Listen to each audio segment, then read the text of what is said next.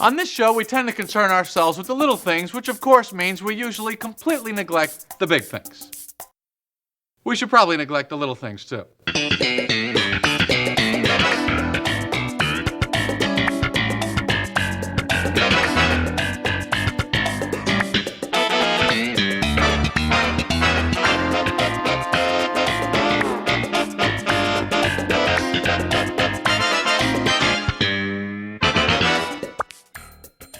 Hello, and welcome to Seincast, a retrospective on all 180 episodes of Seinfeld, being hosted by two guys who can barely run their own lives. My name is Vinnie.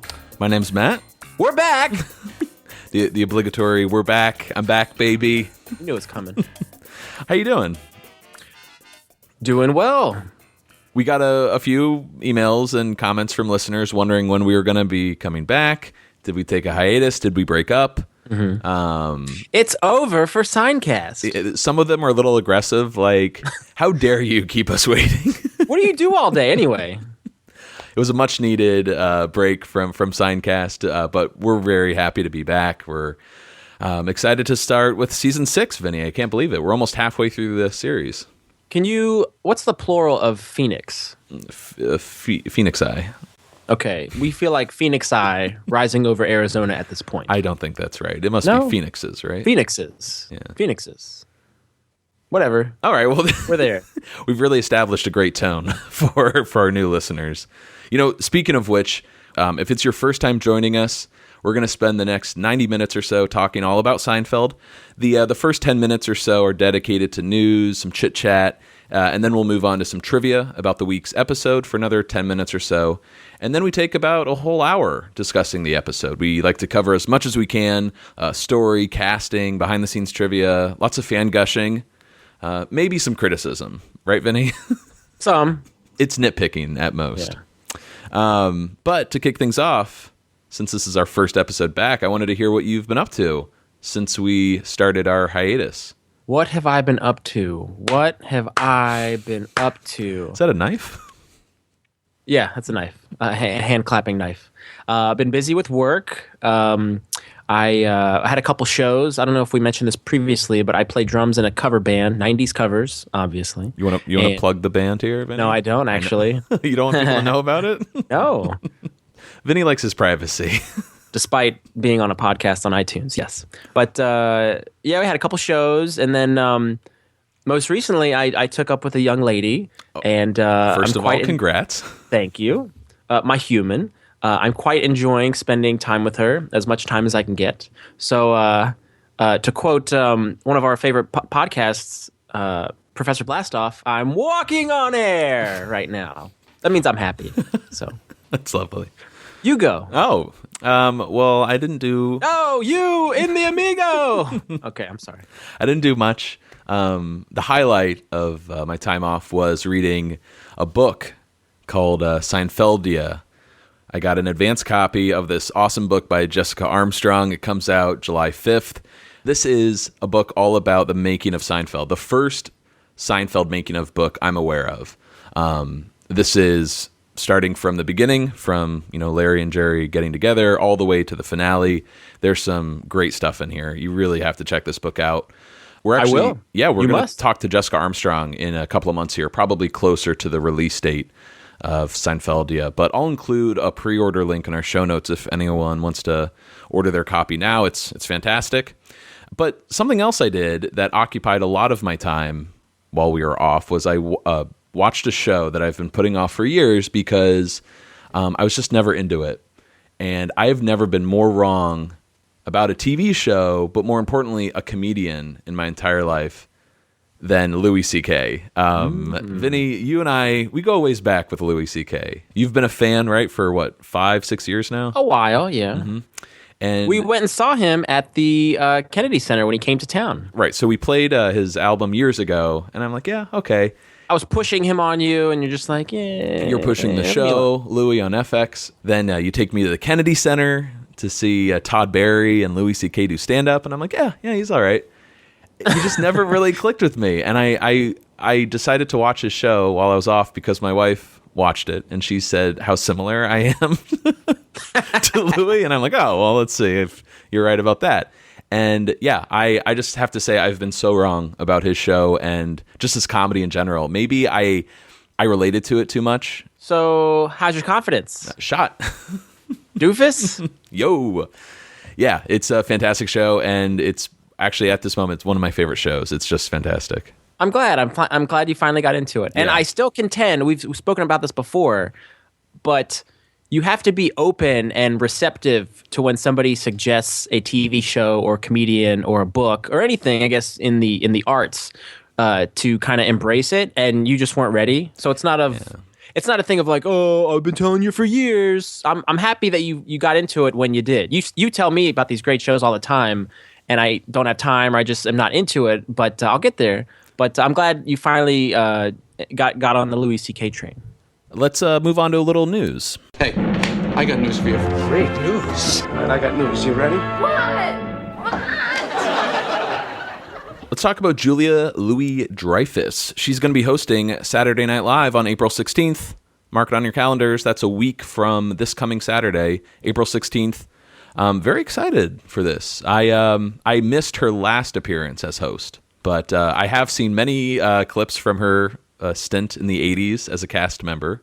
Oh, man, there is a great sketch from the last time she hosted, I believe, where she is at this night school kind of thing, and it's Andy Samberg is teaching adults how to use the internet, and it's Julia Louis-Dreyfus, and she's playing like a mom, a non-hip mother, and she's learning about this newfangled internet, and then all the players situated around her are men in their 40s with mustaches and members-only jackets and those big, scary glasses, and they're all meant to be pedophilia. That's kind of the vibe they're kind of putting out there.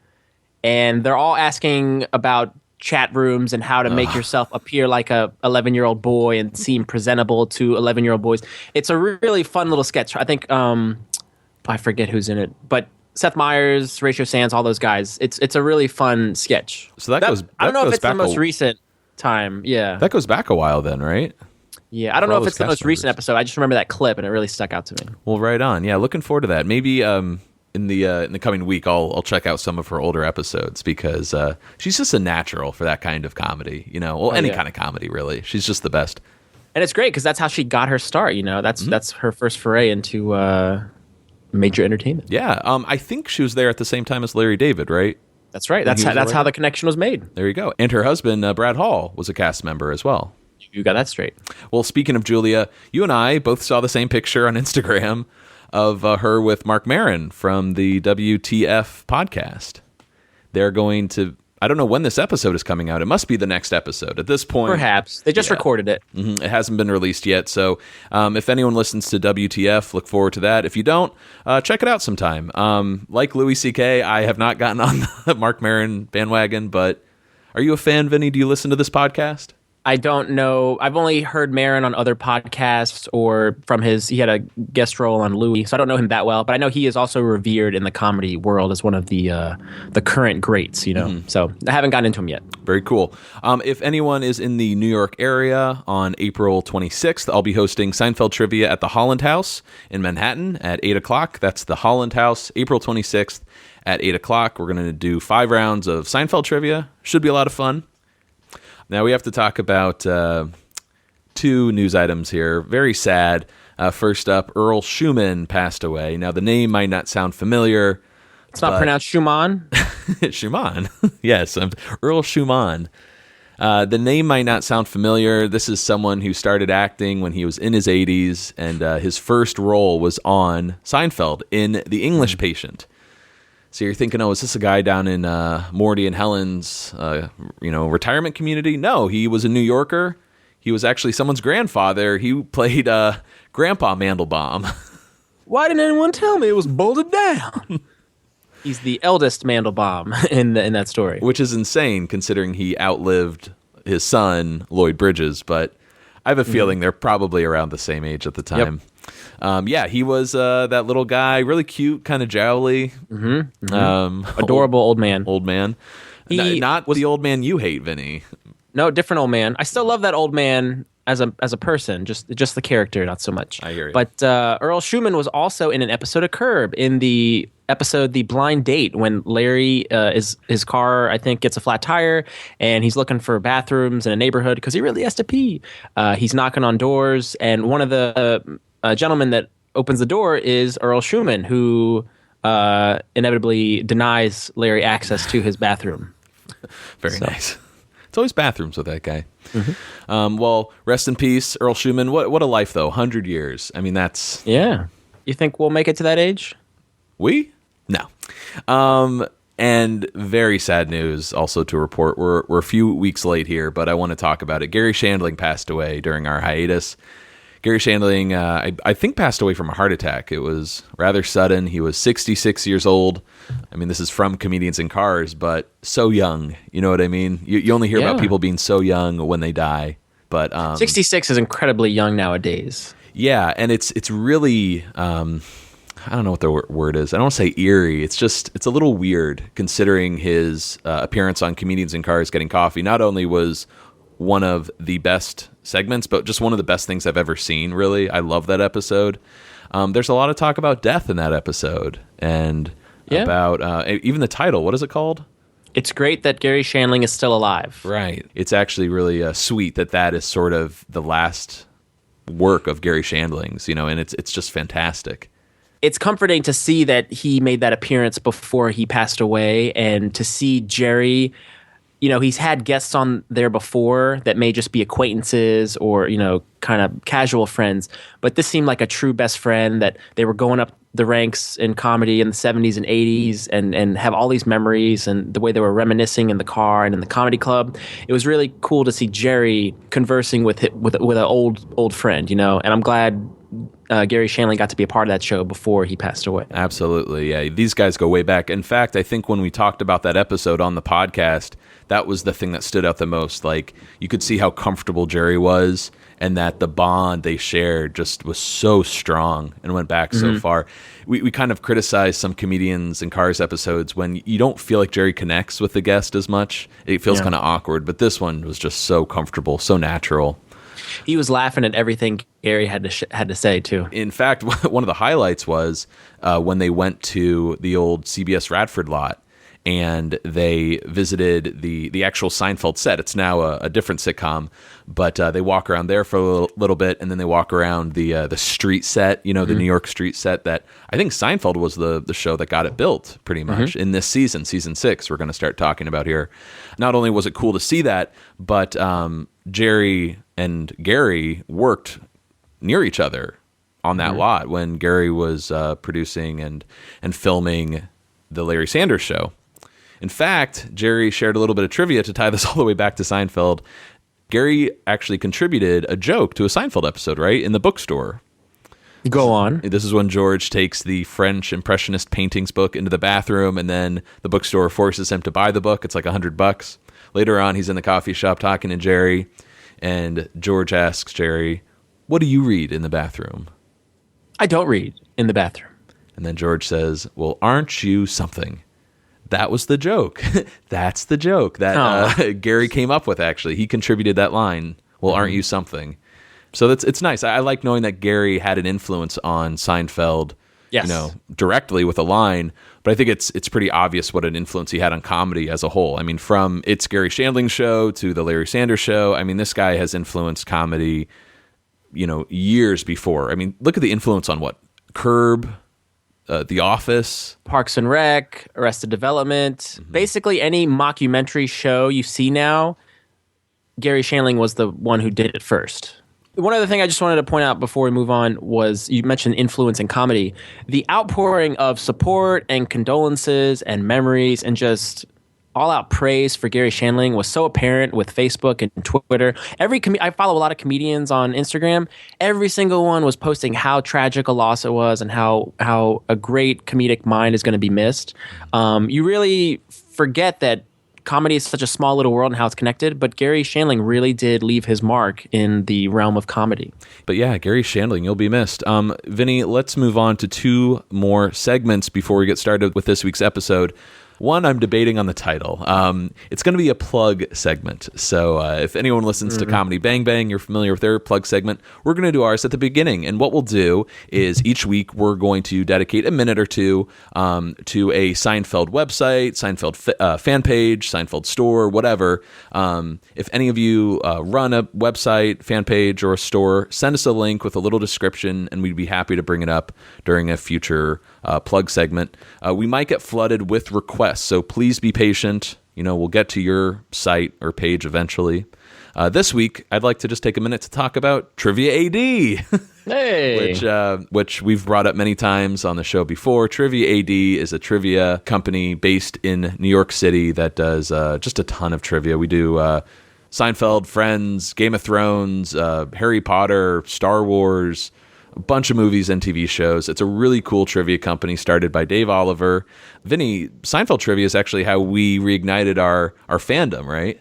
It really is. There was a Seinfeld trivia being done at... I think it was at Gotham, actually. Yeah, it was at Comedy Gotham. Club. It was a big tournament, and you got a couple friends from New York that were also Seinfeld fans, and we got together, and we actually finished first place. Yeah. And it was such a fun experience, because I had never, other than you, I had never come across people that had loved Seinfeld as much as we did, but people were yelling out quotes and just laughing at every reference, and it was fun coming up with team names, and every time you heard a team name read aloud, you would just crack up, and they take such care to really immerse the fans in the experience. So even the score sheets have subtle references littered throughout, so it's really a wonderful experience if you have the time. There you go.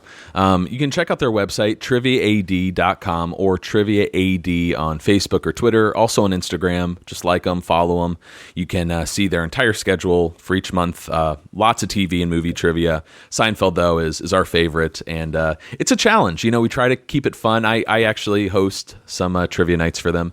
We try to keep the first couple of rounds pretty easy, but then by the time we get to round 4 or round 5, it gets very tough. Check them out, Trivia AD.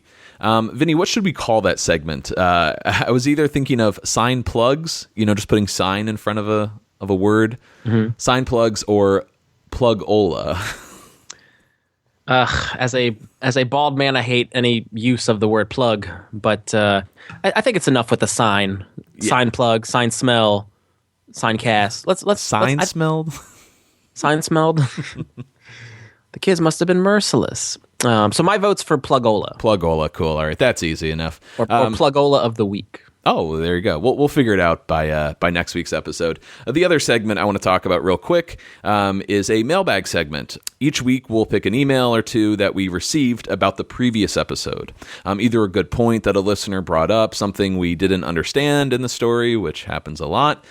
Just want to give our listeners a chance to hear their emails on the show. Plus, we need some fresh perspective, right, Vinny? Yeah. Okay. Mix it up. So these emails can be sent before or after we discuss the episode, but try to get an email into us by the following Tuesday. For example, if you want to write in about this week's episode, The Chaperone, send us an email by Tuesday, April 12th. Now, the name of this segment, Vinny, I guess I won't do sign mail. What about Newman's Mailbag? I love it. I think it's a fantastic idea. All right, Newman's Mailbag. There you go. Speaking of which, Vinny, how can our listeners get in touch with us? You name it. Email, telephones, fax machines, FedEx, Telex, telegrams, holograms. All right. Seriously, though, you can send us an email at seincast@gmail.com. We also have a Facebook, Tumblr, Twitter, and Instagram page. Yay, all right.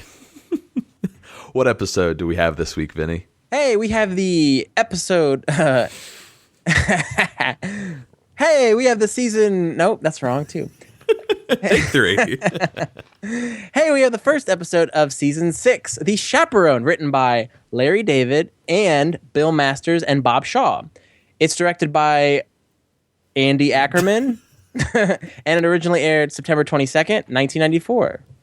It's like you were about to say Tom Sharonis, right? I was going to do a joke about Tom... No, but I just decided with the long pause. So it'd be Andy Ackerman instead of Tom Sharonis. Andy A. Okay. But yes, we have the directorial... We might have a few false starts this week, guys. You're cutting these out, right? I might leave them in. I think people want to hear the stories behind the stories. We have the directorial debut of Andy Ackerman. He took over the helm from Tom Sharonis from season 6 until the end of the show. Yeah, for the next, what do you want to say, 87. Yeah, 93 episodes. He's going to be at the helm. How do you feel about Andy Ackerman? I don't think you're going to insult him. He is one of the most famous, successful TV directors in Hollywood. So. Absolutely. I love him. I feel like I'm going to miss Tom Sharonis, and I kind of like how he was the old gang, the original director. But Andy Ackerman seemed to make the show feel bigger. I remember especially later in the series, a lot of establishing shots. He'd use a little crane to kind of swoop in on the gang, and the show felt much more grand after he took over. So I think he went a different way than Tom Sharonis. Yeah, on the DVDs, there's some interviews with the cast and with Larry David, and they all just have the best things to say about Andy, just like how easy he was to get along with, and he really understood the show. He came in as a fan, really. Exactly. He wasn't someone who didn't hear of the show or didn't watch it. He loved it. So he came in kind of gushing and I think a little, I don't want to say starstruck, but taken aback by, oh my God, I'm working on Seinfeld. One thing that Jerry and Larry said about Andy from a production standpoint is he was always willing to go the extra mile to really make the show special. If it's late in the day and Larry's like, well, it'd be great if we could get this kind of scene or this kind of shot, but we'd have to go out on the freeway to get it or something, Andy would be game. He'd be like, let's do it, let's push through and get it. So I like that. Yeah, really good drive. But, I wonder, the look of the show does change with Andy. I wonder if that's more his directing style or if that has a lot more to do with the budget of the show. Maybe I'm sure it's a little bit of both. Yeah, they go hand in hand because I always feel kind of bad saying, oh, the show looks much better when Andy Ackerman takes over. But I don't think Tom Sharonis really had that much in terms of, a budget to work with, stage space. And again, now this is a critically acclaimed show. It's a TV giant on NBC. So they're throwing all this money at it. So I feel like these later seasons have a polish to them. So if you're flipping through, the dial aimlessly, and you can tell if it's a later season of Seinfeld or it's an early season. So yeah, we kind of lose that grit that we had, or the grittiness rather, in the earlier seasons for sure. I think the show's going to change its look even more in season 7 and season 8. Really, when Larry leaves, I think the show really changes its look. But yeah, you start to see a little bit here. We won't get to the backlot, the street that they built for season 6 in this episode. I don't think so, right? No. But that is probably the most noticeable change. It's like, oh my God, there's sidewalks and cars parked on the street and moving vehicles. Yeah, businesses, whatever. But yeah, Andy Ackerman, man, great to have him on board. I can't wait to talk about little, touches that he brings to the show. Just because, exciting. Again, Tom Sharonis, I think he did a great job, but I don't think he was really known for his, really what he brought to scenes, with the exception of maybe the Junior Mint. Right. Or This Is Not Memorable. I love the scene when Jerry goes into Fulton's hospital room and the camera follows him in there.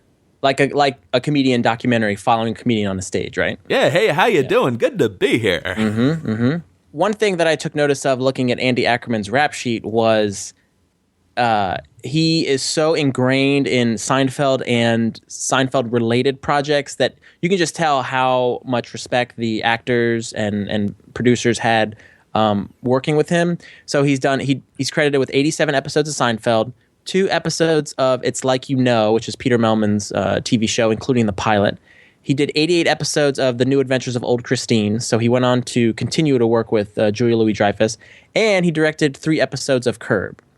In addition to that, name a TV show, a TV comedy that is. He most likely directed at least 1 episode of it. Well, there's another addition to this season of Seinfeld, Vinny, that I think is worth mentioning here. Ian Abercrombie, his debut as Mr. Justin Pitt. Yes, the wonderful Mr. Pitt. I know this is usually your territory, but I looked it up. Only 7 episodes. Yeah, this is one of those actors that you feel is in multiple episodes, like a huge run, because they're so ensconced in Seinfeld that I also was surprised to find he was only in 7 episodes. He's a replacement of sorts for Mr. Lippman, Elaine's previous boss. Mm-hmm. But Mr. Lippman, another character who you think has always been around, he's in a bunch of episodes, only, 6 or 7 himself? Give or take. Mm-hmm. One of those episodes is the finale, which is just a cameo at best. So really only 6 episodes this season. Oh, give him his due. He got 7 in. What do you think of Mr. Pitt? Love him. Yeah.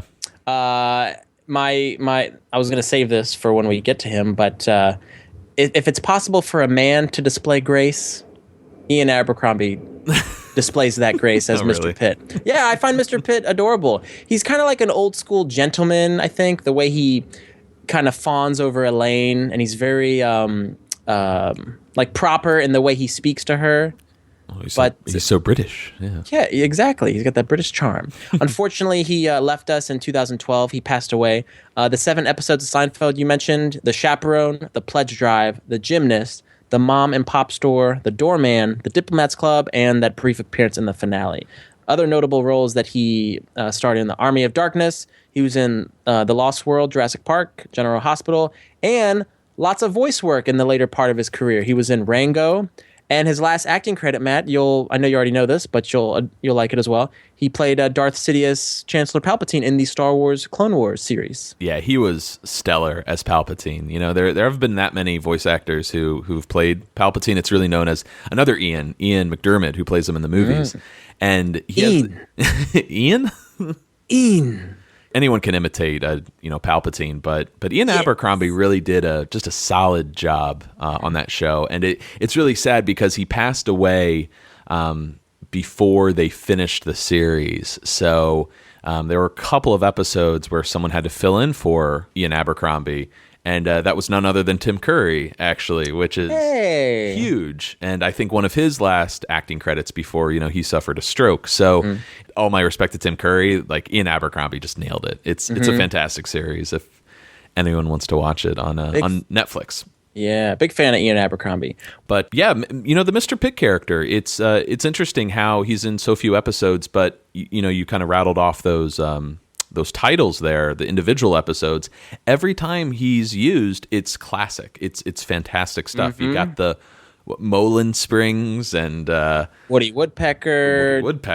Eating the Snickers with your knife and fork. Desalting the pretzel rods. The socks, which we'll see in this episode today. What about Jerry the pharmacist? Hey, that's right. Yeah. Take antihistamine, they're great. Have a good day, sir. Yeah.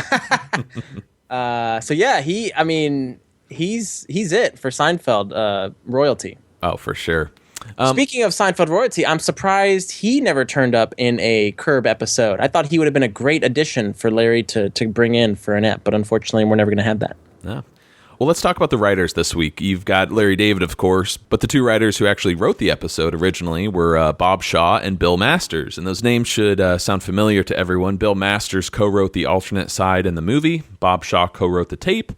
They also played minor characters on Seinfeld. Do you remember their roles, Vinny? I do. Bill Masters was the driver in the airport episode. Sorry. And he was also the uncredited man in the pilot episode, in the restaurant in the pilot, season 4 of the pilot. Oh, I don't remember that one. It was on very late. Okay. And then Bob Shaw was Paul in the pilot, and he played the cabbie in the scofflaw and the understudy. He was also credited as a program consultant on 23 episodes of Seinfeld as well. Let's go back to his acting role. So Paul in the pilot, he was the guy who investigates the large-breasted women in Monks. We're checking. Yeah, Yes, we're checking. He's the guy that meets with Elaine, and when the guy at the desk explains the situation, he goes, "Really?" And you mentioned 2 other episodes as a cab driver. What episodes are those? The scofflaw and the understudy. Okay, so we haven't gotten to those episodes yet, but I'm trying to remember his scenes. Oh, understudy. He's the one that's like, "Hey, I know you. You're the one that hurt Bette Midler." And Rochelle the musical. Get that to my cab. Yeah, that guy. Yeah. Okay, so he does a little accent or something there. Cool. Well, looking forward to seeing Bob Shaw later this season. So something we never discussed on the show before is the difference between the ampersand and the word "and" in writing credits. And I think this is kind of interesting. In fact, one of our listeners pointed this out a few months ago, and I'm really sorry, I forget who it was. But according to WGA guidelines, the ampersand represents a project written as a collaboration, while the word "and" in a credit represents two different parties who wrote two different drafts of the same script. Right, so Bill Masters and Bob Shaw collaborated, wrote this episode together, and it was originally titled The Birds, which I didn't know, so I learned something this week. Pretty cool. And then Larry came and did a second pass over it, rewrote the script, hence why he gets the "and," A-N-D, Larry David. What do you think of that original title, The Birds? Do you prefer that over The Chaperone? I guess I'm indifferent. It's kind of cool hearing The Birds. I don't know. It makes me think of the Alfred Hitchcock movie. Oh, yeah. Maybe that's why they changed it. So, yeah. I like The Chaperone. I think it's more chaperone-centric than bird-centric. But it's always interesting when what the title is based on. Is it something very small that just gets mentioned, or is it an idea? Is it, typically a noun? Is it a verb? That'd be something to kind of go back and chronicle each title and, how much weight it places on the, thing in the story. Like the Junior Mint, the Implant, like those are central to the story. And then you have some, like if this were to be The Birds, you'd almost have to kind of scratch your head to be like, what is The Birds? And it's such a small plot device later on. Mm-hmm. You're almost waiting. All right, why is this called The Birds? Mm-hmm. It also makes me wonder how many episodes are about a character, or aren't just about a character, but are the character themselves. Like The Chaperone is Kramer. Right. The Scofflaw is Newman. Mm-hmm. You know what I mean? So I wonder, what character has the most episodes named after them? Oh, that's pretty cool, yeah. Is there an episode for Elaine? I mean, you have the little kicks, but that's not Elaine. That's something she does. And the big salad is something she eats. Yes. So, is this show still on? What are we talking about? All right, I guess that's my cue to move on. No, I'm just thinking. Nah, I got nothing. Okay. Well, we have lots of trivia to bring up during our episode discussion, but a few tidbits here. The 1994 Miss America crown did not go to Miss Rhode Island. It went to Miss South Carolina, Kimberly Aiken. Sort of like Kramer, she has since started a company that specializes in pageant preparation and coaching. So there you go. Where do you think she got the idea from? Yeah, you wonder. Also, Vinny, you mentioned earlier that this episode premiered on September 22nd, 1994. Another show premiered that same night, a little show called Friends. So, that other show. Mm-hmm.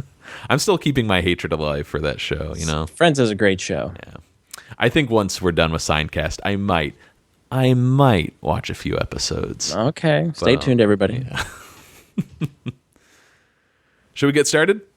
Yeah. I've always wondered why baseball is so associated with sex. He's playing the field. He scored. He didn't get to first base. I struck out. Why? She wanted a diamond. It's always baseball. Always baseball. As far as baseball goes, I prefer the fat umpires. I feel if you're on the field and you're not in the game, you should be in the worst physical condition a human being could possibly be. They should be allowed to eat during the game. We're a little too into sports in this country. I think we got to throttle back. You know what I mean? People come home from these games. We won. No, they won. You watched. I'm not a sports guy, and I never understood this we won mentality that Jerry brings up at the end. No, they won. You watched.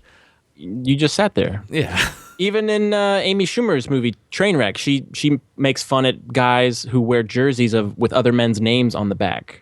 How it's pathetic. But doesn't Jerry have stand-up where he talks about a player being loved by the fans, and then he or she gets traded and then is hated by the fans? Yeah, so you're not really cheering for the player, you're cheering for the clothes. Yeah, exactly. Genius. Such a weird concept. But anyways, let's move on to our first scene of the episode. We're in the Yankees locker room, the New York Yankees. George is giving Danny Tartable some advice on his swing. Last time we saw George, he just got hired, and we're like, wow, where's this going to go? He's already given a star baseball player advice on his performance. And I wanted to touch on that. He adopted this new religion of doing the complete opposite of every instinct he's ever had. And now it seems like he's already veering back to his old self and just opening his mouth when he shouldn't, Keep in mind, he is the assistant to the traveling secretary. Mm-hmm. So would the opposite be just stick to your job, stick to your duties, or would the opposite be I'm going to go up and talk to this baseball player? That's a good point. It just seems like he's meddling right now. Yeah, I think, and it's going to backfire. I think the opposite mentality is definitely out the window. It's sort of like Jerry and Elaine hooking up in the deal.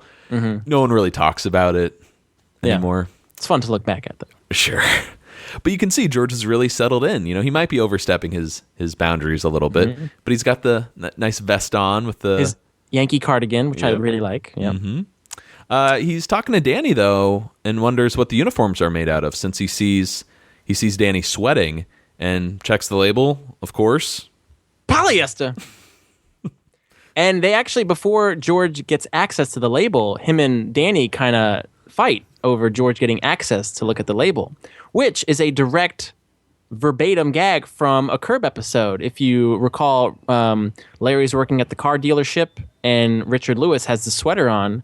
Larry inquires about the material and he tries to check the tag, and Richard says, "I don't want you touching me." And Larry says, "Just come on, just let me look." And they fight over it. I'm glad. So that had to be a Larry David portion of the script right there. I'm glad you brought that up because this moment just felt very Larry David-ish, very Curb-ish.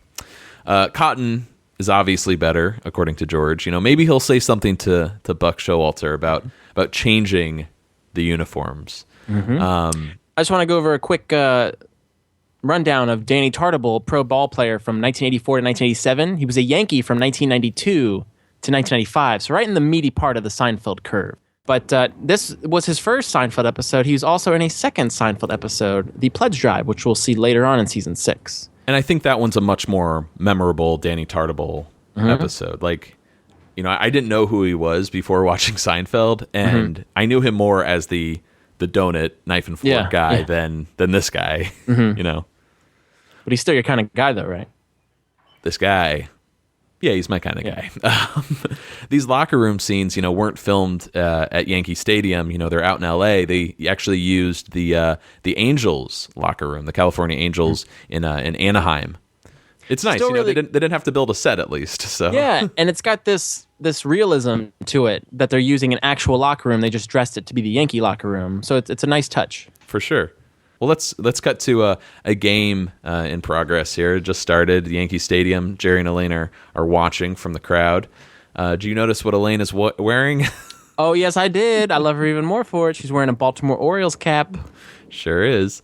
We get some good exposition here, reminding us that Elaine hasn't found a job since Pendant Publishing crumbled last season. And I like that little back and forth with her and Jerry, whether or not she can afford to buy him a hot dog. I don't know, that just feels very real world. And it's Elaine kind of sticking up for herself. She's like, just because I'm not working doesn't mean I don't have any money. Yeah. Yo, dogs, too. I'm like, ooh, I could feel the chill in the room. So the announcers tell us that 3 of the Miss America contestants will be watching the game, and right on cue, you've got Miss North Dakota, Miss Connecticut, and Miss Rhode Island sit right near Jerry. Excellent trivia question. Yes, if any of our listeners are fortunate enough to listen to this podcast and show up to trivia, I will be asking that as our bonus question at the Holland House. Here's your inside scoop. You can kind of get ahead of the curve by listening to this podcast. There you go. Your number one resource for New York-based Seinfeld trivia, Seincast. Something we should bring up, that announcer, the guy that, you know, announces all of the Miss America contestants, that's Bob Shepard, right? Yes, the famed New York announcer who announced for both the Giants as well as the Yankees. You may recall he was previously announcing in the Masseuse episode. Joel Rifkin, would you please report to the stadium office? He's not the murderer. Well, Elaine leaves to check her messages since she's up for a job interview at Doubleday. They're looking for somebody to replace Jackie Onassis, who actually, I mean, how's this for irony? She actually passed away the same day that the season 5 finale, The Opposite, aired. Oh, wow. Yeah, May 19th, 1994. So there's this weird kind of, I mean, she's a very famous person who passed away during a finale. Another one being Frank Sinatra passed away during the finale. Oh, that's right. You remember that? Yeah, and a lot of jokes and just references regarding the Kennedy family throughout the Seinfeld series. So here's another one. And there's kind of a loose connection between the Kennedys and Miss Rhode Island. And I kind of put it together while watching the episode. Jackie Onassis and JFK were married in Newport, Rhode Island. So I know it's kind of a stretch, but I feel like there's something there between Rhode Island and the Kennedys. Of course. But that moment, when Elaine gets up to leave, to go check her messages, and everyone starts yelling at her. Hey, down in front! Kind of reminded me of the movie when she can't find her seat, and she's like, I can't find my seat. Yeah, very true. It's a nice little physical gag. I'm glad to see Julia's getting some more physical bits to play with this season. And then there's a move. No, you move. Get the hell out of here. Anyways, Elaine leaves, and Jerry already catches Mr. Rhode Island's attention and starts flirting. Hot dog? No, thanks. I'm watching my weight. I'm watching my height. My doctor doesn't want me to get any taller. So you're Miss, Rhode Island. Oh, I was almost Mr. Coffee. They felt I was a little too relaxed. What do you think about Jerry's flirting skills? It seems to work. I have to say, this actually got me thinking. Jerry is quite smooth when he interacts with the ladies, especially when he first encounters them. So we have this scene we just heard. I think of when he meets Isabella in the elevator in The Nose Job, and he says, I was responsible for the crop circles. What crop circles? Not his best there. How about when he is passing Milosh's wife in the tennis shop in The Comeback? Tennis, anyone? So he has great openers when he comes to encountering these women. Can you think of any others off the top of your head? Oh, gosh. Off the top. I know I'm putting you on the spot. No, I like a challenge. I just can't think of any at the moment. Oh, how about when he meets Naomi? You know why fish are so thin? They eat fish. So he's quite the charmer. He certainly is, and of course, it's a TV show. But I do wonder from our female listeners if a guy were to use these jokes when he first meets you, would you find that charming? I think that's the number one quality. Well, from what I hear, that women look for. Yeah, but this is a TV show. Like, I know if you crack that joke out, do you think a woman would be like, "Oh my gosh, you're so funny"? Let's pose. Would that pickup line work on you ladies out there? Anyways, let's talk a little bit about Miss Rhode Island. Why don't we? That's right. Miss Rhode Island is Karen Hansen is played by actress Marguerite McIntyre. This was her first acting gig. Yeah, she was also in Red Dragon, and she's currently a series regular on the TV show The Vampire Diaries. She's also a staff writer currently on the show The Originals, so she's quite the Renaissance lady. What do you think of Miss Rhode Island? I mean, that hair, it's very 90s. It's not doing it for me. I'd rather talk to Miss North Dakota or Miss Connecticut, to be honest with you. No. Sorry. But such a half-ass. Sorry. NESTLES. Sorry. Let's move on to the next scene. In Jerry's apartment, we've got Jerry, catching George up on meeting Miss Rhode Island, how they're getting together tonight. And get this, Jerry's performing in Atlantic City over the weekend. She's going to be down there for the pageant. The only bad thing is that they have to go out with a chaperone. It's part of the contest rules. And then there's some chit-chat about polyester uniforms, George claiming that he's going to do something about that. Feels like one of these exposition scenes, you know what I mean? There's some funny dialogue in there, but... Yeah, they're just setting up for... Let's get to the meat and potatoes. Yeah, especially the next scene, which is at Doubleday. Elaine is being interviewed by a familiar recurring character, Jocelyn Landis. Of course, Jackie O was a great lady.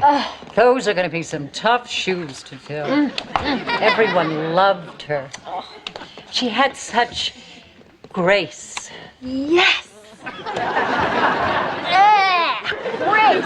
Not many people have grace.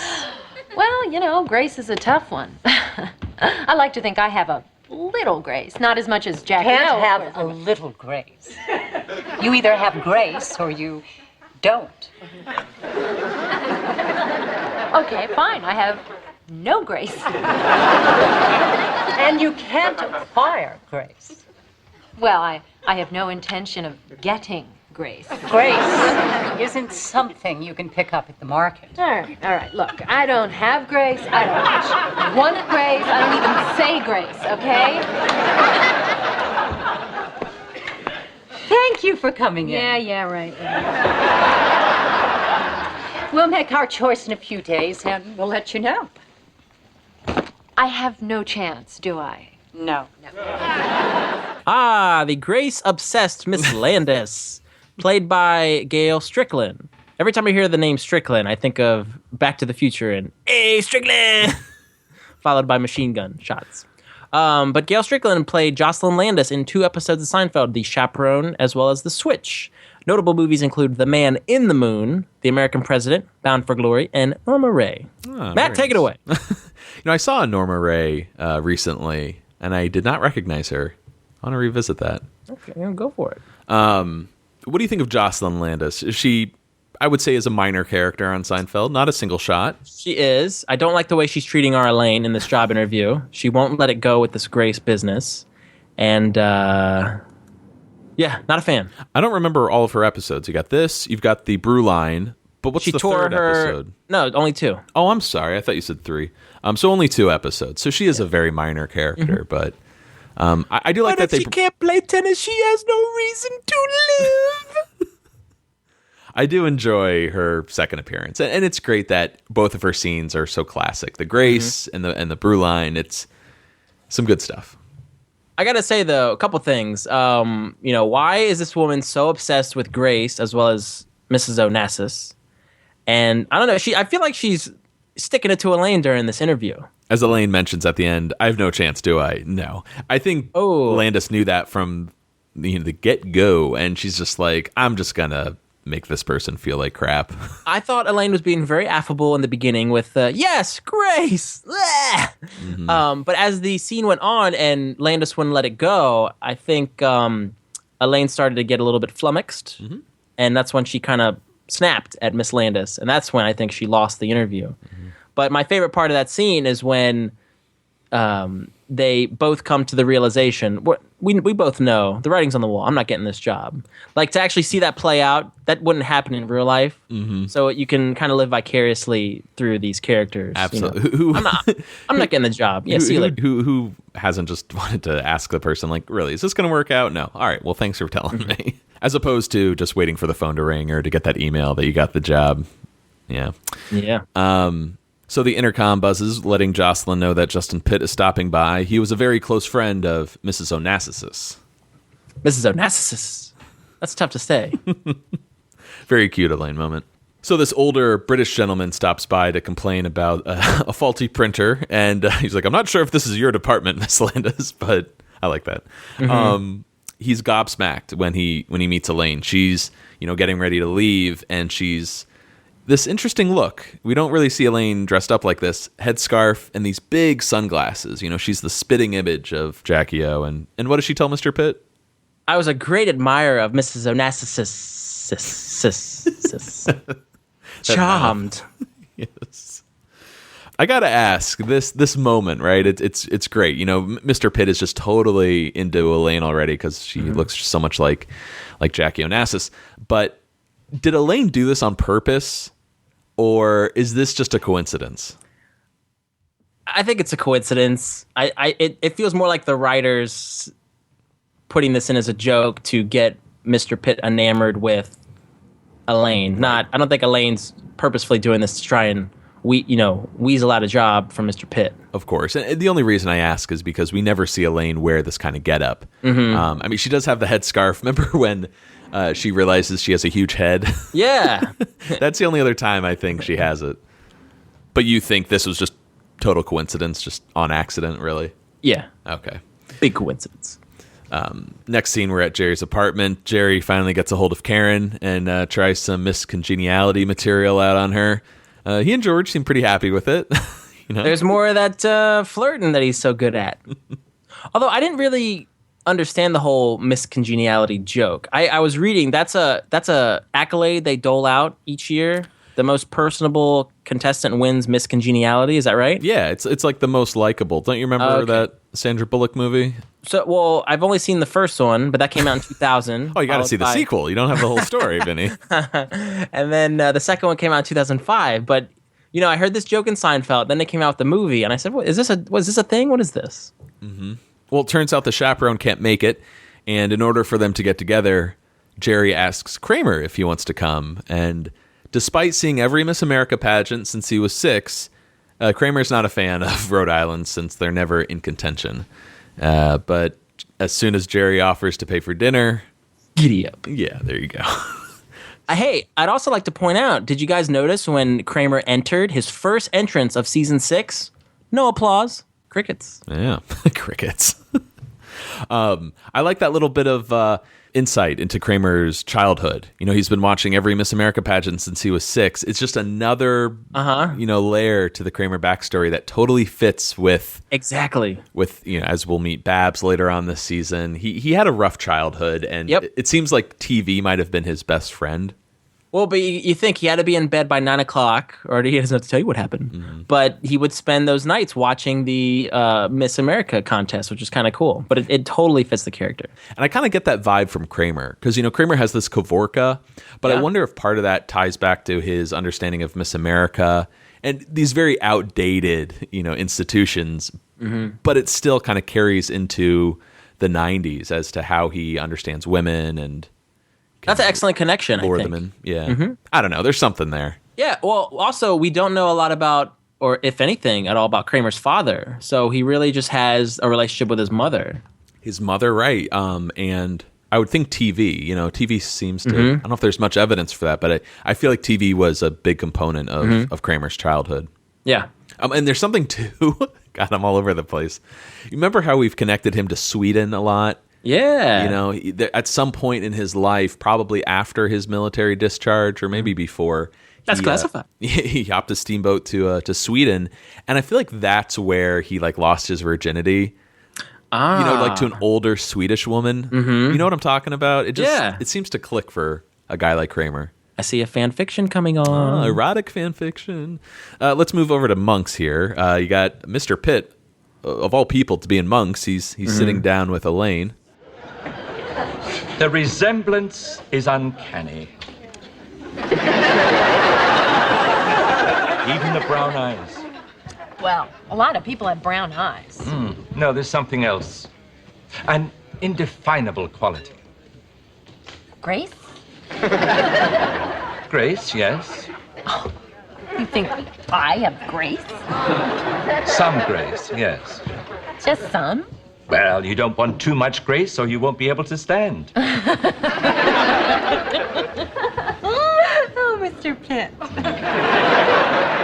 Elaine, I want you to come and work for me as my personal assistant. Now, I'll pay you the same as Pendant, but I would need you to start right away. I mean, again, this is an audio podcast. There's no visuals whatsoever, but please go back and rewatch this scene to see the various expressions on Elaine's face, how she's able to contort her face when she's drinking the straw, looking at Mr. Pitt perplexed. Grace? She does so many expressions here, and with such enthusiasm. You think I have grace? She's glowing in this scene. Yeah, she's really stellar in this episode. In fact, I think Kramer probably steals the show, but Elaine comes pretty close to him this episode. We'll see. Well, that. What do you think Elaine is thinking in this scene? Because not only is she taken aback that she has grace, but she really responds to Mr. Pitt's comment or joke, you don't want too much grace or you won't be able to stand. Yeah. Does she really find Mr. Pitt charming, or is she just desperate for a job? Is she working him? I'd like to think that she just finds him to be a charming older man who, is kind of tickling her fancy. An Owen March. Basic. Exactly, okay. yeah. And he's got nicer eyebrows, Mr. Pitt. But, I think she just genuinely is enjoying his company, and she's going to benefit and get a job offer out of it. She really evolves to Jeffrey Harwood when she's tickling him. What? The button. We're really going to get that Elaine a boyfriend. Yes. I don't know. Elaine and older men, it sometimes lines up. But nothing romantic here between her and Mr. Pitt, of course. But the most important thing to take away here is that he does offer her a job to come work for him as his personal assistant, which is great because she'll get paid just as much as she did at Pendant. But she's got to start right away. But you have a question, then I do. I got one for you. When you heard, before you got to the rest of this episode, when you heard personal assistant, we're going to see what that entails. and it's much more demeaning, the job, the task Elaine's going to take on. But did you think it would be more prestigious to be working under a man like Mr. Pitt as his personal assistant? It's hard for me to imagine a personal assistant role that's not demeaning. You know what I mean? Like when I was younger, I'm like, oh yeah, I could be a personal assistant or an executive assistant. You know, I could totally like work closely with someone. And listen, I think some of those opportunities lead to great things, but I think most of them are pretty demeaning and horrible. Hey, it's me, George Hamilton's personal assistant. Very nice. Thank you. Well, my question for you is, what does Mr. Pitt do? I never understood this throughout watching Seinfeld. Is he a publisher? I have no idea. I have a feeling he was probably like a who's who back in his day, back when Morty was selling raincoats. But I think since then, since the years have gone on, he's kind of like should be out of the game, but he's not. I think they just let him roam around Doubleday because he doesn't know how to work a printer. He can't buy his own socks. So he's kind of a feeble old man, right? I don't know if feeble's the right word. I think he's definitely dependent. You know, he's just not pendant? Not pendant, dependent. Yeah, he's just dependent on other people, I think. You know, he's not very competent. Maybe he's got prestige. He's doing something important. I mean, we know that he has connections with Moulin Springs. Or I'm sorry, he helps with the merger of two different bottle companies. So yeah, I don't know. Maybe he just has his, he's got a lot of pots boiling. I don't know. Yeah. Well, let's cut over to the Yankees locker room. George meets up with manager Buck Showalter. Hey, Buck. Hey, he happens to be the current manager of the Baltimore Orioles. I was so excited when I found that out. Yeah, how cool. Back in 2010, right? He became the manager. This is a big coincidence. Definitely not a small one. But he was the Yankees manager from 1992-95. He also managed the Diamondbacks as well as the Rangers. But I read he was in the Yankees minor league system for 7 seasons. So I don't think he ever made it to the pros. But then he became a coach and then got promoted to head coach for the Yankees. There you go. Isn't that cool? Yeah. Yankees and Orioles. Mm-hmm. Oh, it's perfect. Oh, man. Well, George is talking to Buck, and things are going well, except all of a sudden there's a problem with Tartable's swing. And George makes a little nod to, say, Yeah, he moves right past it and brings up, hey, why don't we try switching from polyester to cotton? All in the name of player morale, to lift people's spirits, they'll play better. Well, some of the players have been talking. He doesn't want to mention any names.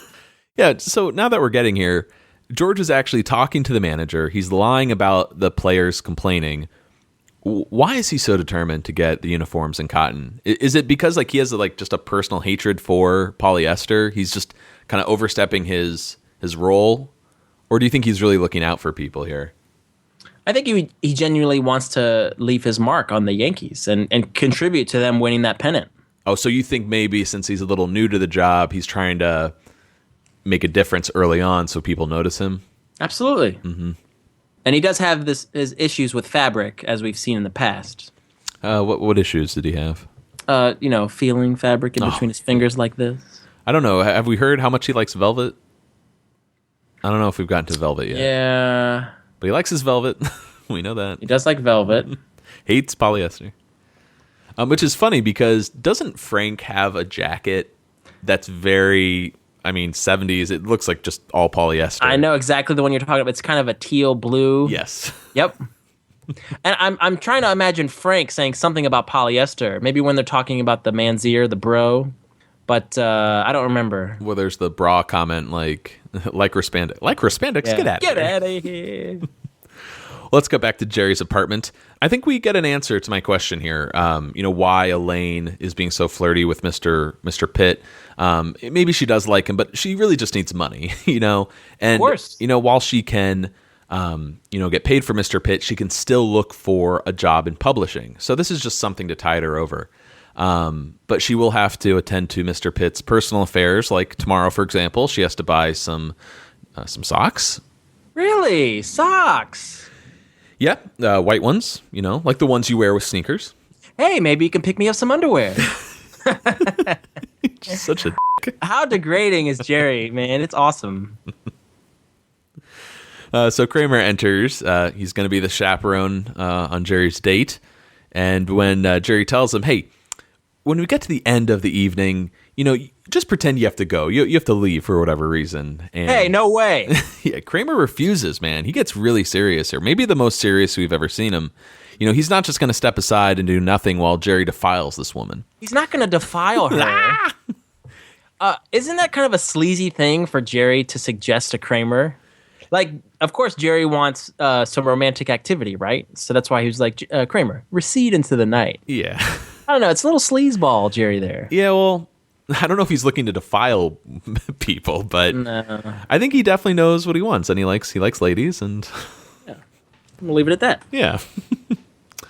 Well, Jerry can't get a word in edgewise as Kramer dresses him down for wanting to treat Miss America poorly, and we get a nice build-up, a lot of, yeah, That was good. You always say that. That particular I think makes it into a lot of clip shows. For sure. And we cut over to the restaurant where they'll be having the date. This is at Bolo, which I always like doing a little research on the exteriors if they're actual landmarks. And this was a Spanish restaurant which opened in '93, opened by none other than Bobby Flay. Bobby you don't Flay. say. I Yeah. say. And Late by the Day and Oh boy, Tippy Day Day. Sandler joke, I think. The restaurant closed back in 2008 to make way for some condos, but it was located in the Flatiron district. If you were Miss America, what would you do to make the world a better place? As Miss America, I would try and bring an end to world hunger. If every person sacrificed one meal a week, there would be enough to feed the whole world. That's a hell of a plan. Listen, what advice would you give young people? All right, Kramer. This is important stuff. She's got to be able to answer these questions. She's not going to have time to think out there with millions of people watching her. Any hesitation could cost her the crown. Poise counts. You really know a lot about this, don't you? Oh, yeah, like last year, Miss Texas. Now, she should have won easily, but she lost points in the swimsuit competition. Well, what could she have done? Tape her breasts together. What else? All right, well, take you for example. Now, you're very attractive, but you got a big waist. Hey, come on. No, it's okay. Go on. Well, I'd recommend a waist cincher. Really? Oh, yeah. Just suck you in. I'll be right back. So what's your talent? Magic? I'm thinking of a number from 1 to 10. 6.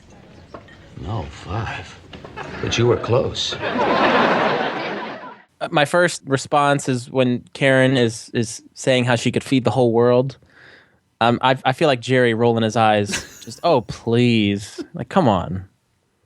But I love Jerry's just apathy to these responses. It gets more so throughout the series, but that's a hell of a plan. Yeah. They just tickle me. I really enjoy that. Well, I think if it were Jerry and Karen, he probably would be more polite. He'd be feigning interest, probably. You're absolutely right. But at this point with Kramer, he's just making it worse and worse. Mm-hmm. And I just noticed during this scene in particular, did you guys take a look at Kramer's shirt? Oh, man. It is incredible. Yeah. You don't see it until this scene because the lights kind of hit it right, but it's got bananas all over it. Yeah, almost falling down like a row of bananas going down the buttons. It's really cool. Very cool shirt. I wonder if we'll see it again. Maybe with Barry the monkey. It is really cool though how honest Kramer is, because that's something that tracks with the character from. Yeah. Maybe you should get a nose job, or I really like that hair. It always seems to be the right thing to say to women, and it always seems to work out for him. And the Jerry is just appalled when Kramer suggests taping her breasts together. Hey! Yeah, and then also the waist cincher. But Karen respects it. She's like, yes, I want to win. She's like, no, I need to hear this. Yep, This is what we need. Absolutely. Did you ever watch the Miss America pageant? When I was a kid, I remember seeing it, but I never, I'd see it in passing. I didn't sit to watch the 2-hour telecast. Man, it just blows my mind that we still do it. It's just, to me, it just seems so outdated. Yeah, it seems very antiquated. Now, the whole Steve Harvey fiasco, that was Miss Universe, right? Yeah, because it was Columbia right, and yeah. What's it called? Okay. Hey, that put that show back on the map, so much so that there was a meme about him. He referenced it in all social media. And he got signed on to do another year. So clearly it's going to be a ratings giant next year because they're going. That could be like the show where they just do it, but he's making mistakes during the show. People would tune in for that. When Steve Harvey screwed up, it was a huge gaffe. It's really embarrassing, but he's like, "Hey, I'm in on the joke now." It's like, don't you even try to do that, man. You screwed up. You need to embrace it and move on. Not try to turn this around as like a. Yeah, I don't like Steve Harvey. Anyways, Jerry walks by a TV in the bar, and he overhears the Yankees announcers talking about the players' new cotton uniforms. You know, they say it's softer. Well, it's a natural fiber. Yes. I wonder if that's something you could notice from a distance. New uniforms. Oh, yeah, good call. Yeah. Anyways, we're in the limo after dinner, and Kramer is still going at it with Miss Rhode Island. How's your evening? Well, I'm wearing this red kind of... Stop right there. Why? Well, you got brown eyes. You want to wear a green dress. That makes sense. Well, here we are. Kramer, would you consider being my personal consultant for the pageant? Okay. But if I'm going to do this, we play by my rules or we don't play at all. I am in your hands. Well. Oh. Good night, Jerry.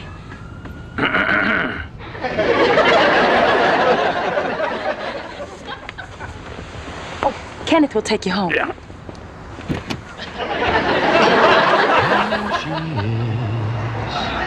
Oh, shut the up. What I take away from this particular scene is when Karen asks Kramer to be her coach for personal consultant. Excuse me, personal consultant. Did you see Jerry's expression in the background? No, what is it? He's kind of like got his lips pursed together and he's like, oh yeah, this can't miss. Because he knows it's going to be a disaster. Of course.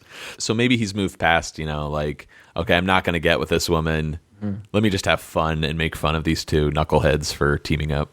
Exactly. Mm-hmm. But poor Karen, though, she doesn't know what she's getting herself into. Yeah, she seems very innocent and just kind of bright-eyed.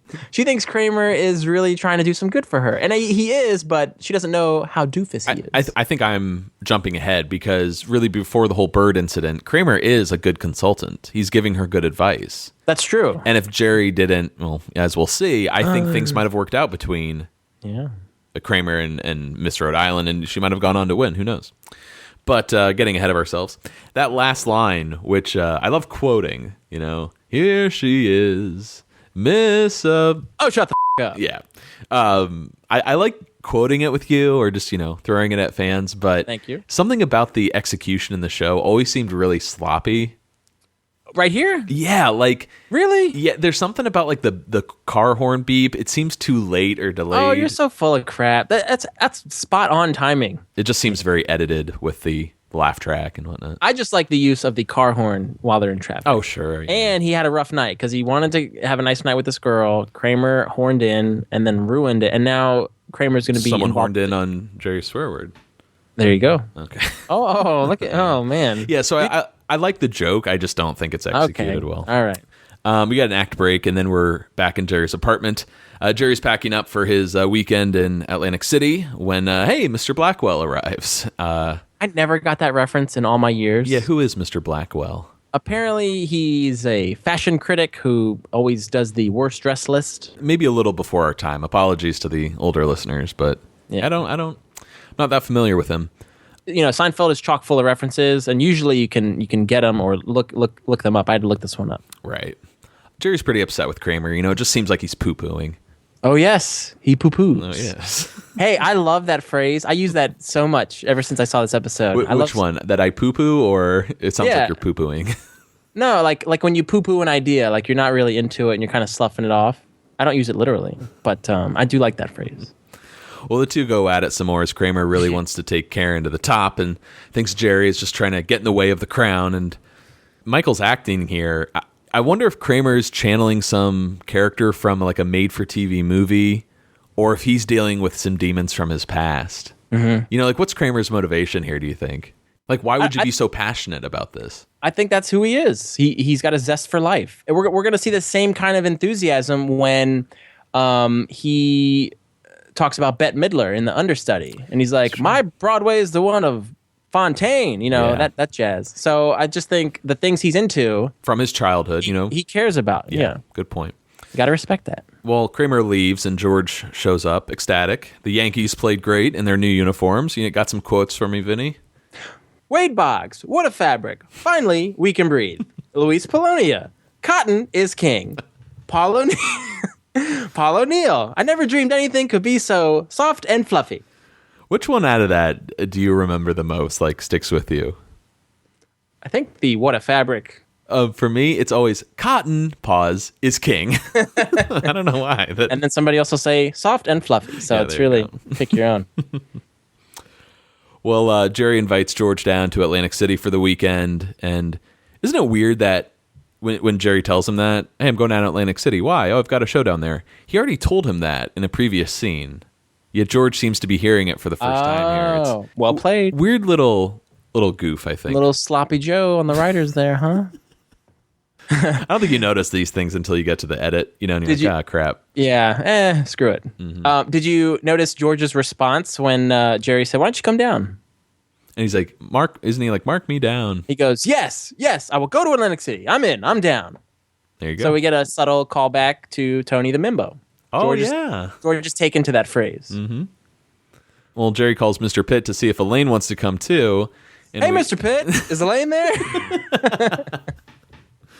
We cut over to Mr. Pitt's, and he's trying on his new white socks. Doesn't seem very happy. In fact, we're getting a new side of Mr. Pitt here. He's not as jokey and taken by Elaine. He's very cranky and demanding. He's almost like a little child, as we'll see as the scene and episode go on. Yeah, it turns out there's no elastic in the socks. They're cutting off his circulation, and now Elaine has to take them back. And this is when the phone rings. Hello? Hi, Mr. Pitt. Is Elaine there?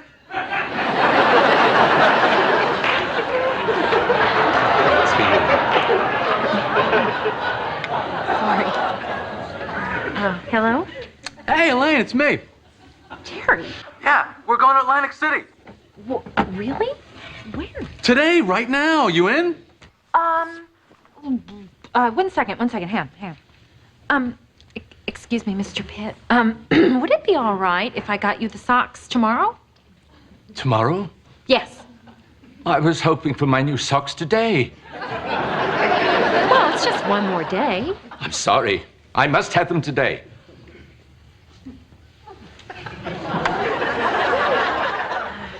I can't go.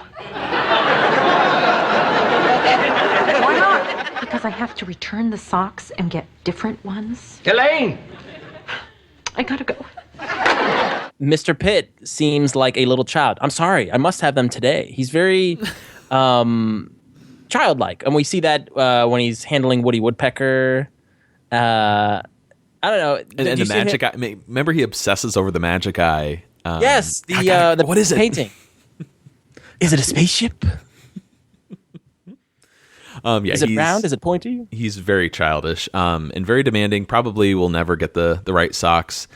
So something caught my attention here on the rewatch. How this scene, there's a callback to it later on, sometime in season 8 when George is working at the Susan Ross Foundation, and Jerry calls to invite him over to Monk's.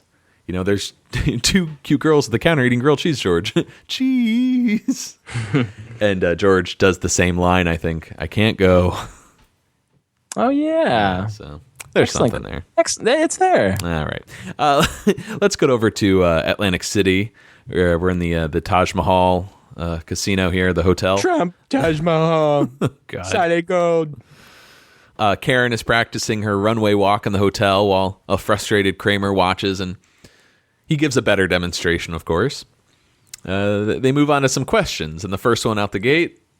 If you were Miss America and the U.S. was on the brink of a nuclear war, and the only way the conflict could be averted is if you agreed to sleep with the enemy's leader, what would you do? Well, Karen makes the mistake of asking if these questions are really that important, and... Yes, they're important!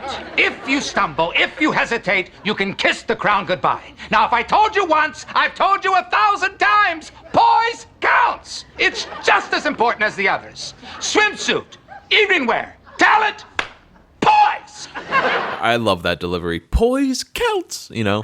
How do you hit that? It's like hitting a high note when you're singing a song, but the way he hits poise and it's got a screech to it. If you can't recreate that, you know. Well, we cut over to Jerry and George's room briefly. They're in the room above Karen. Nothing too important here, really. I just like the setting. You know, they're two beds. It reminds me of the Trip. Do you remember that with Lupe? Oh yeah, no, they're tucked in. Tuck in.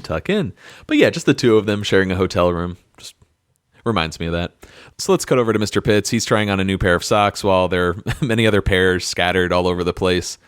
Elaine looks like she's at her breaking point. You know, she's just begging him to stop. It's good, but But what? ultimately, I don't think they'll stay up. No, they'll stay up. For a while, yes, but not in the long run. That's why I got you the tighter ones. Forget about those. Why do you keep mentioning those? What do you want? I want a decent sock that's comfortable, that'll stay on my foot. Oh, poor Lainey. She clutches. She's in the fetal position at the end of that exchange. I worry for Ian Abercrombie's health in this scene because it looks like he's about to pop. Got a vein in your forehead there. I know about the vein.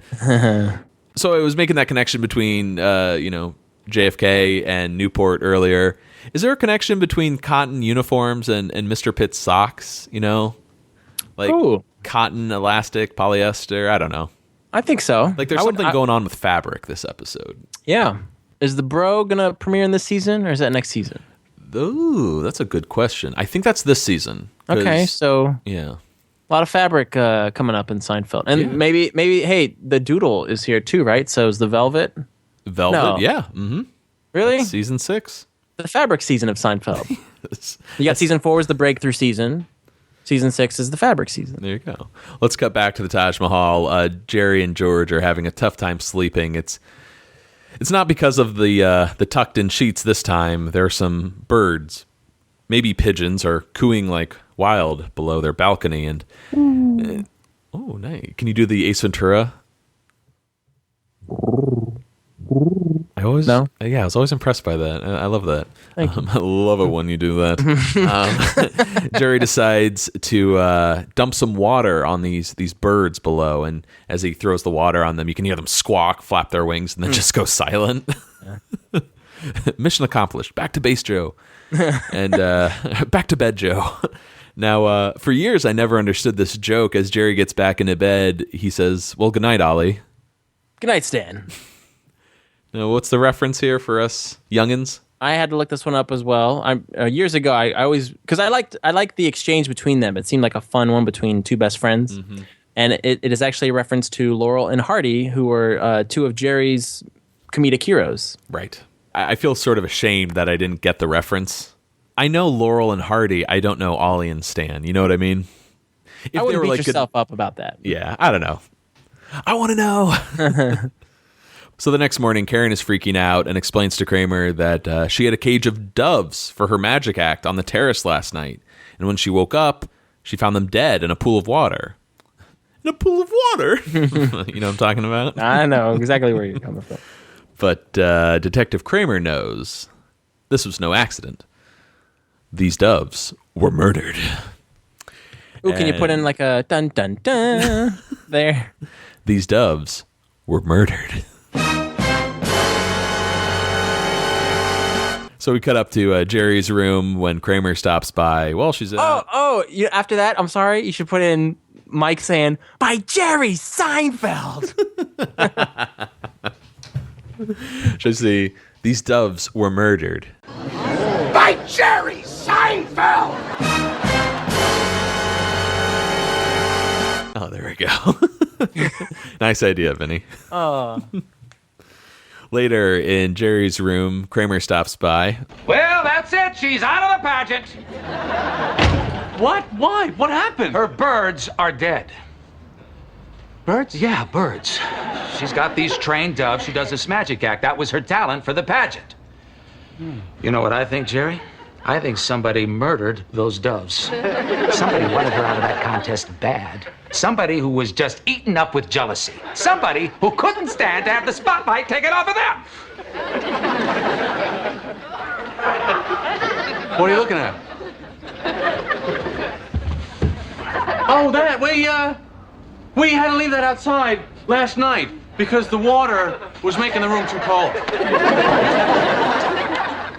That's You killed them, didn't you? no, you don't understand. It's not what you think. It was an accident. Well, don't think that you've won because you haven't. This kid is a fighter. And if you think I'm going to let a couple of dead birds get in our way, you're crazy.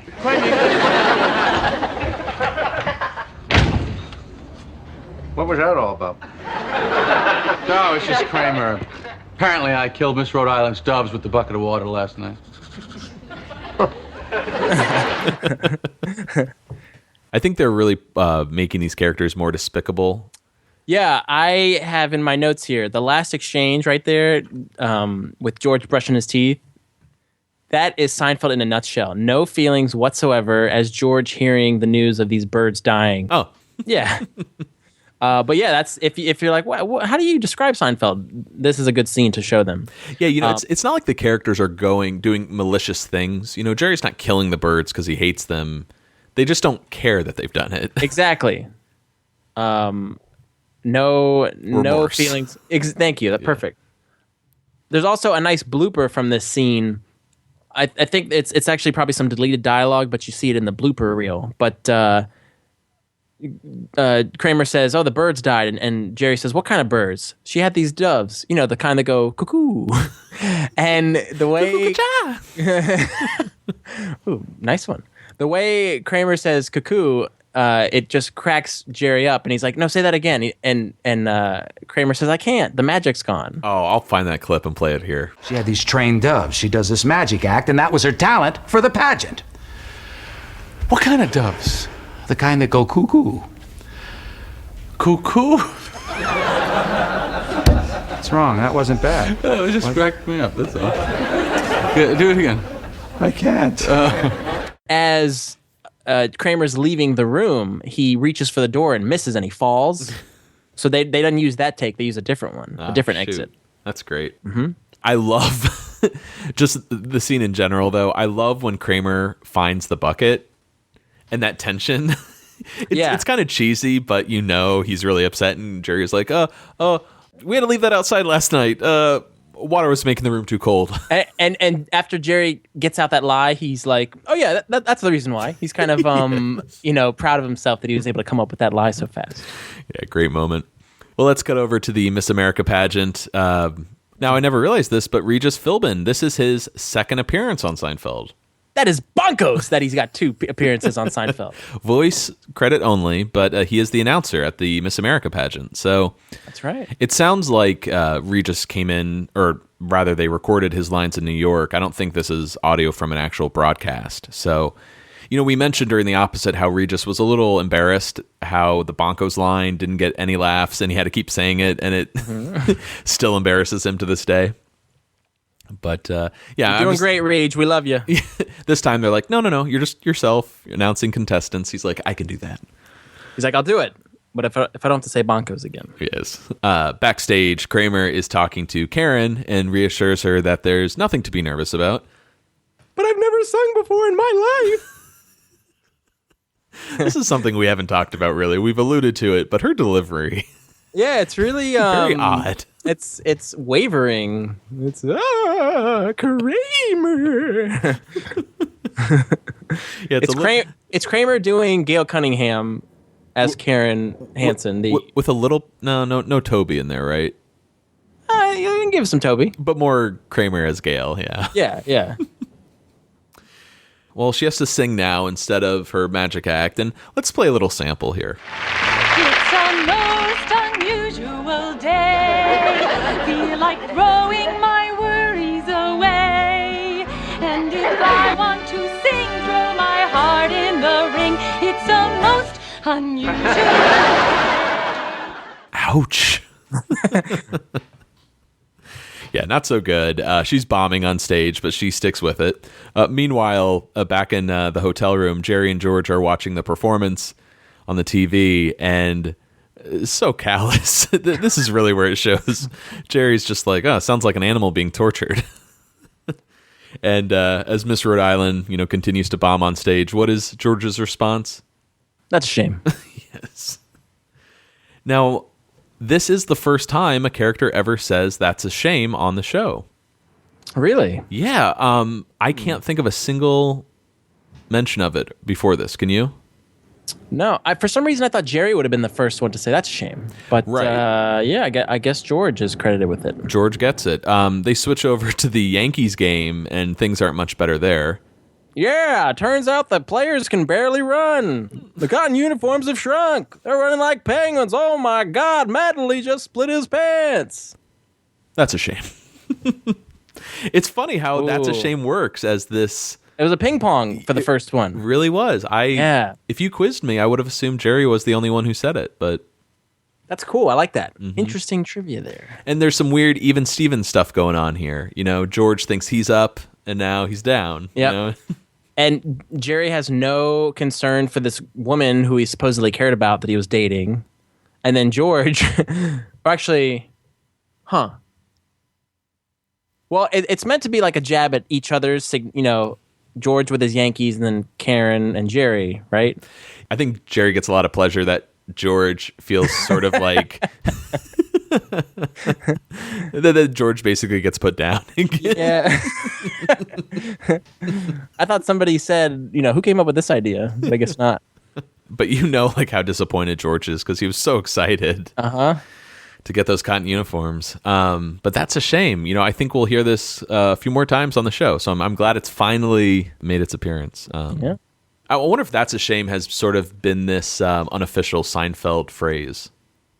Oh, definitely. I mean, I know people would say it before. That's a shame, but to say it just so callously and the way it's used now, I think in popular culture with that sarcasm or just it's meant to be a joke. That's a shame. Definitely had to come from Seinfeld. Absolutely.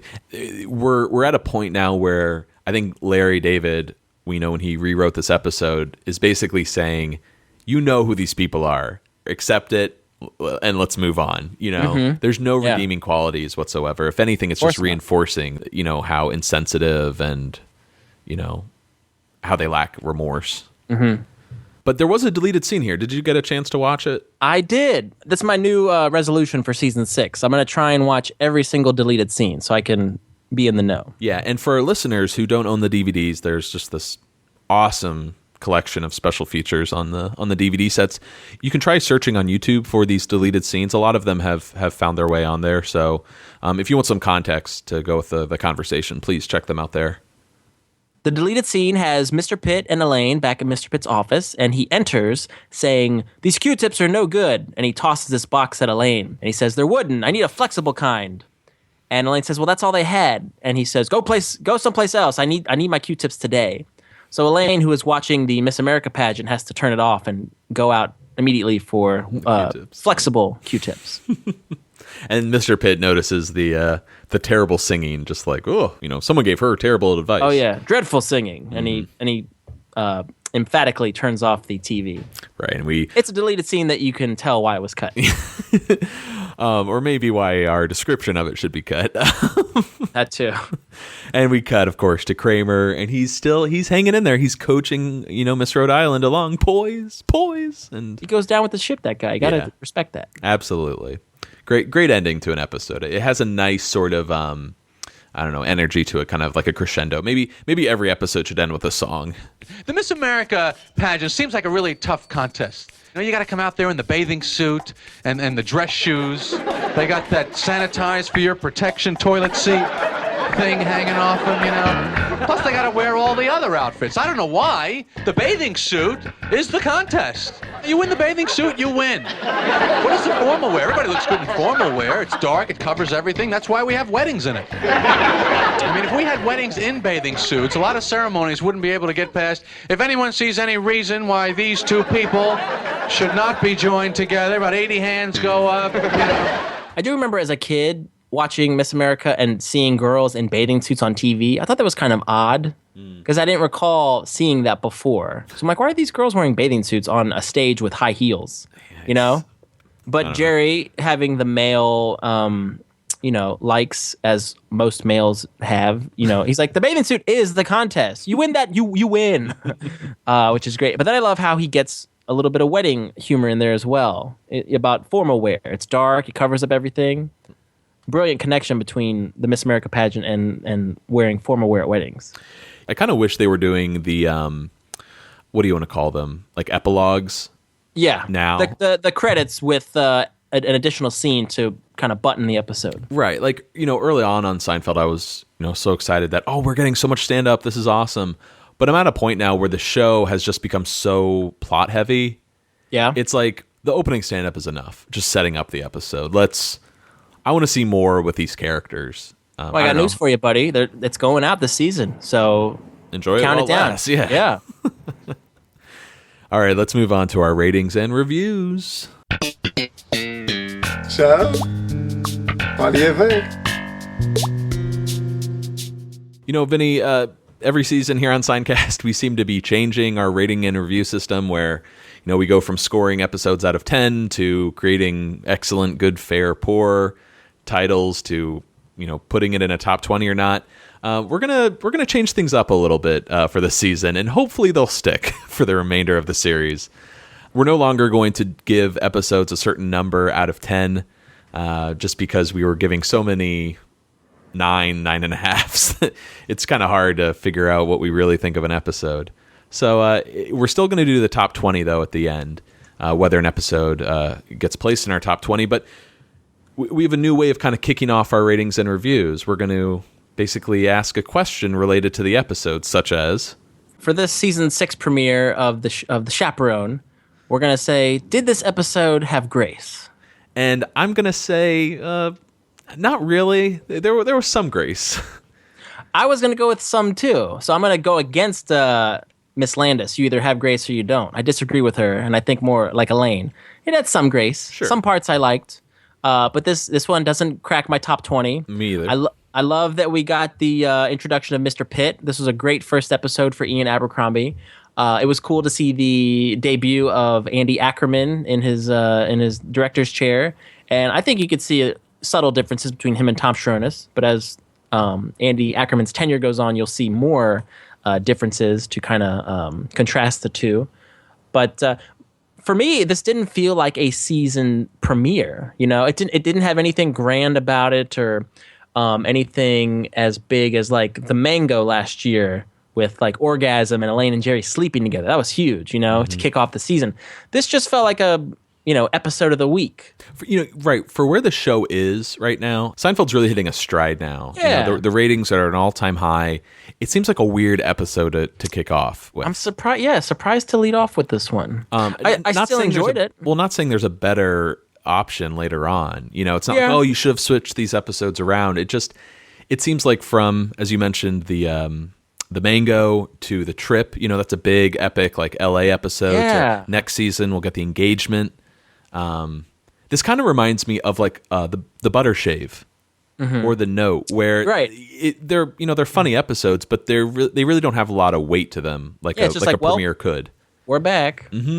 I guess you could argue that this is George kicking off his tenure with the Yankees, so that's huge, and that's piggybacking off of last season where he got the job, and then Elaine seeking out a job now that Pendant's gone. Right. But yeah, nothing major to make it.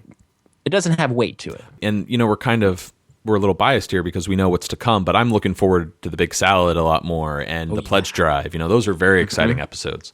But yeah, I feel completely the same overall. Very funny episode. Yeah. But not as strong an entrance into season 6 as we'd like. But we got good stuff to come, so onward and upward.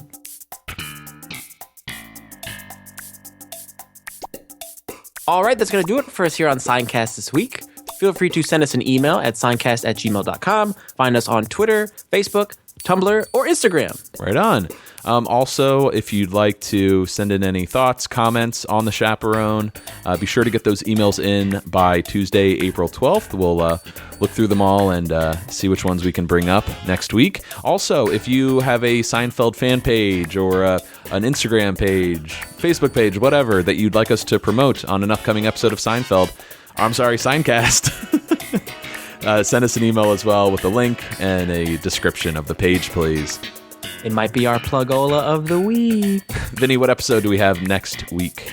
We are discussing the second episode of season 6, The Big Salad. All right, what's in the Big Salad? Big lettuce, big carrots, tomatoes like volleyballs. But for now, I'm Matt. I'm Vinny. Signing off.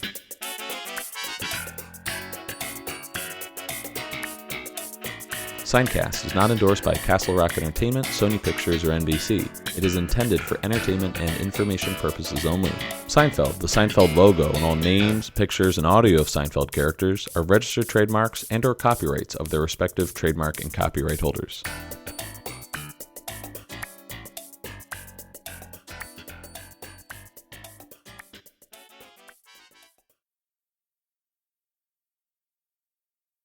Well, good night, Ollie. Good night, Stan.